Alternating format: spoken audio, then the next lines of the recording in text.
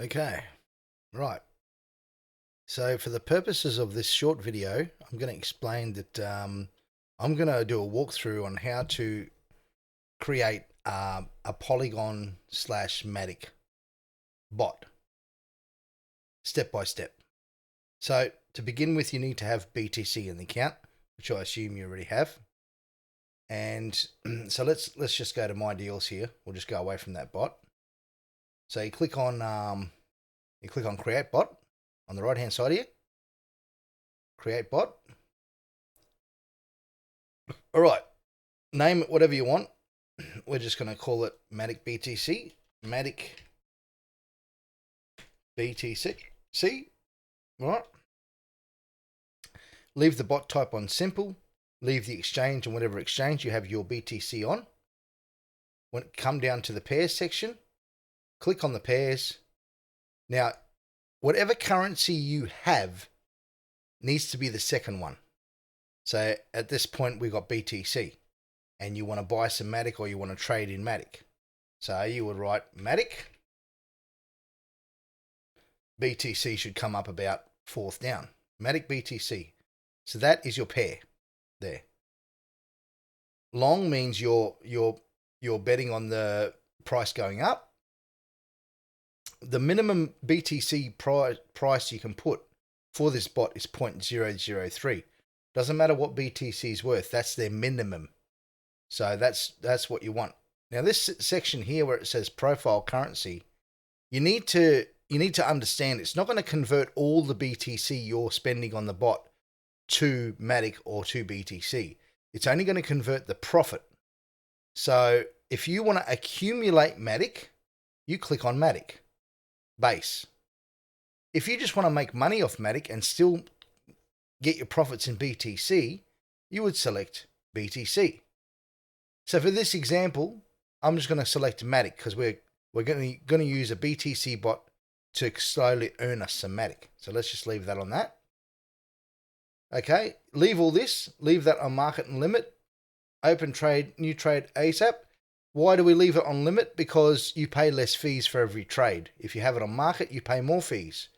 And the fees are cheaper if you use Binance Coin for fees. So always have $50, $60 of Binance Coin in your account at all times, in your Binance account. You can always convert some of your other currencies into Binance, BNB. So you can do that. Target profit, I like to put at 1.25%. I like to have it trailing because sometimes it goes up very quickly and I actually find out a better result from trailing. I leave my trailing deviation on 0.2. As soon as it drops back that 0.2, we take a profit. Leave the percentage from total volume on percentage from total volume. Don't worry about a stop loss.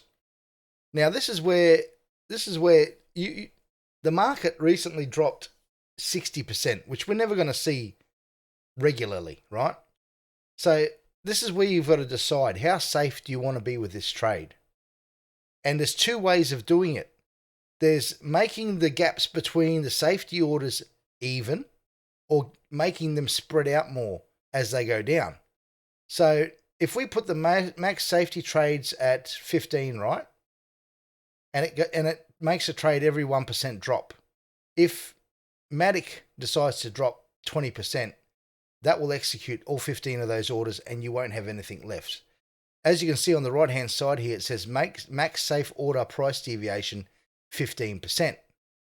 So you got one or two options.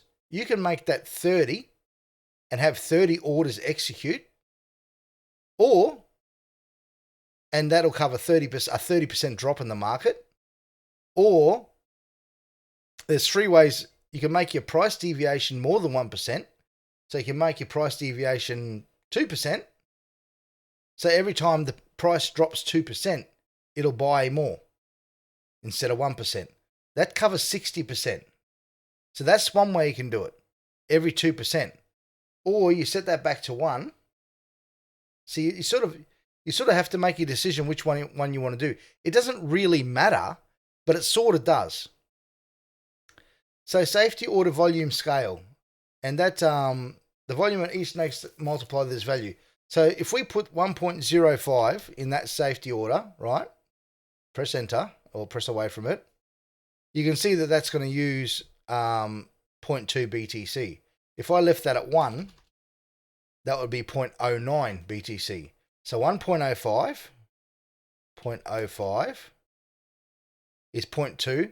So the difference between that is that every time it executes a safety order, it's going to put 0.5% more on the next one down. So it's going to cost you more money, but it's going to buy more as the price drops. Safety order step scale. So we have 30 safety orders, we're covering 30%. Safety order step scale means how much you step down. So it's very similar to this price deviation of percentage, except it's a step scale. So if we put 1.1 here, no, that's too much, 1.05, as you can see, I've only put 0.05. That is going to cover a 66% drop in the price at 1%. So there's two ways you can do it. You can either use the amount of safety trades and have more trades execute, or you can have less trades execute, to spend a bit more money more far apart. That's the only two ways to do it. But at the end of the day, what matters, doesn't matter what you put in here, what matters is the amount of percentage you cover over this section over here. And this is what becomes down to personal preference. I personally only covered 33% of my trades when that 60% drop happened. So my trades aren't working at the moment. I have to wait for the market to come back up. And I'm actually fine with that because I didn't expect the market to drop 60%. But if you want to bank against a 60% drop, you would need to do something similar to this. You would need to either do 30 trades with safety order steps scales and volume scales. The volume scale you don't need to do this. This only makes you buy more as it goes down. So that just increases the amount you're buying. So if you don't want to increase the amount you're buying when you go down, leave this at 1. Don't worry about it. Leave that at 1. It's cheaper. It won't buy as much as it goes down. I personally like to buy more as it goes down because it's going to come up eventually one day and you'll make more money. But that's personal preference too. So, but for this intensive purposes to make the trade cheap, you would make that at 1. If you want to make a bit more while it drops, then raise that by a tiny amount. 0.5% times 30. You just got to remember that. By the time it gets to the 30th trade, that 0.5% is times 30. So it adds up to, and it's multiplicative. So it adds up to be a lot of money. So be careful with this. Be careful with this because that can put some big money into this trade.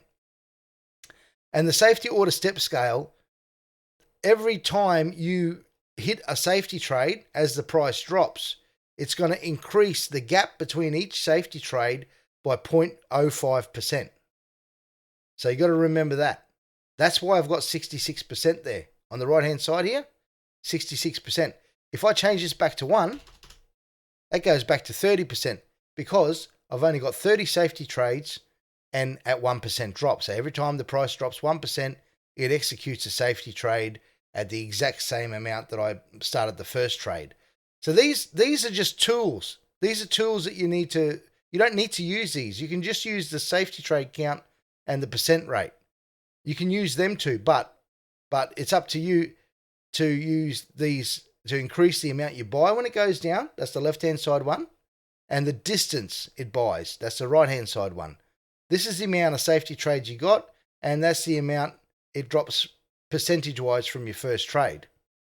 And the active safety trade counts happen when your bot starts. What this does is this already buys one safety trade down 1%. So it already buys that one.